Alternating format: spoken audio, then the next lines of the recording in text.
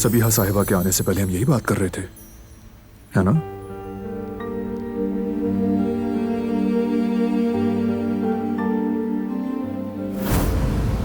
तुम क्या सुनना चाहते हो? सिर्फ सच।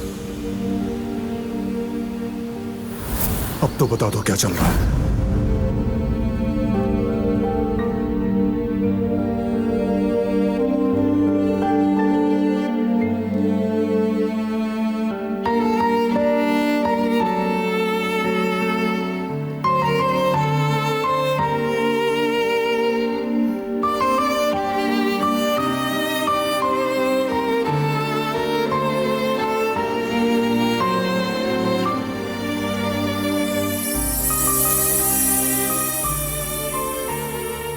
क्या है जो मैं नहीं जानता डिलान?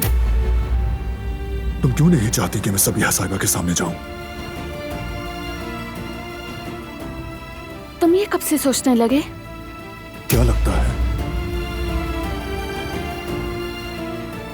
सब इंतजार कर रहे होंगे, अब चलें? प्लीज मेरा बाजू छोड़ दो। जब तक जवाब ना मिले नहीं छोड़ूंगा। जवाब हर बार की तरह वाज़ेह है। और क्या सुनना है तुम्हें?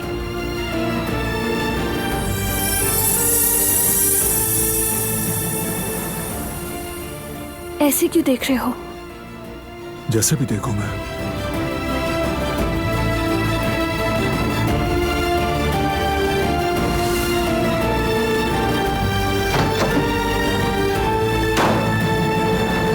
तुम्हें बताना तो पड़ेगा डिलान।